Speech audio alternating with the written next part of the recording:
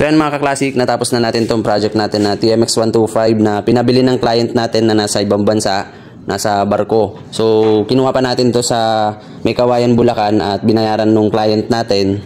Pinalayan natin yan dito sa shop para i-build ng ganyan. Mga pyesa pa lang kinabit natin dyan mga ka-classic, naglagay tayo ng inverted fork ng Rusi 250. At set naman na yon, kasama na yung hub, mga dual disc, tsaka yung butterfly T-post nya at yung pagkakabitan ng manibela. So binild natin siya ng scrambler build at yan yung naging resulta nya. Tapos mga pinalitan natin, tambucho, upuan, manibela, hand grip, side mirror, speedometer, headlight. Tapos naglagay tayong tire hugger na ganyan. Naglagay din tayo ng strip tail light, binaon natin sa tubo. So yan yung naging resulta. Bale, ipapadala na natin to ngayon sa Alaminos, Pangasinan pa to mga ka-classic. Ipapalalamove na lang natin to kasabay yung mga pinagkalasan niya. Oras lang naman to mga ka-classic, makakarating na to dun sa Alaminos. At yung may-ari na lang ang magbabayad ng shipping nun. Tapos, so yun lang naman dyan. Tapos dito, may project tayong tinatapos din dito, W175 Kawasaki. Bali, maglalagay pa tayo ng fender dyan. Ano tayo ng tambucho na bullet pipe. Nagpalitan ng mga gulong. Nagtabas tayo ng upuan, palit manibela. Papalit pa tayo ng headlight dyan mga ka-classic. Nantay lang natin yung headlight nyan. Tapos fender niya sa likod. So yun lang naman. Taga-ano pa to? Bulacan.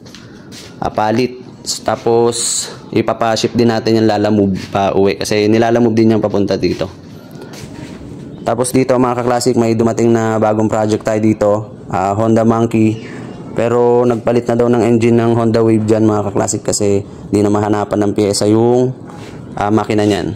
Bale, bibuild natin yan ng scrambler build din. At yan na rin naman yung gagamitin nating tangke. Bale, papalit lang tayo upuan, gulong, i-repaint, palit manibela, or kung ano pa yung mga pwedeng palitan dyan mga ka-classic. Bale, papaandarin pa natin yan kasi hindi siya umaandar. Bale, dalawa nga pala yan mga ka-classic. Ito yung isa may-ari na ito, tsaka yan. Taga ano naman to? Cordona, Rizal. Bale, napanood niya yung upload natin noong nakaraang araw na Kawasaki na scrambler, yung kulay puti. Kaya napagdesisyonan ni sir na ipabuild din yung mga unit niya. At yan yung kondisyon ng Kawasaki HD3 ni sir. Papanda rin pa natin pareho yung mga yan. At ibibuild natin pareho ng scrambler.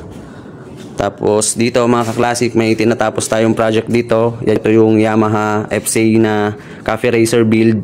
Bali, naantay lang natin din yung gulong niya sa harap at nahuli.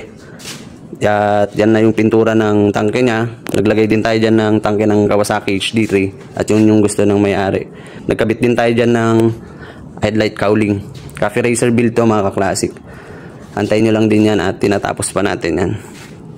So yun lang naman mga ka-classic, pinakita ko lang yung mga project natin. At sa mga gustong magpagawa, mag-PM lang po kayo sa Facebook page natin para mapag-usapan natin yung mga gusto nyong design. So yun lang mga ka-classic, peace out.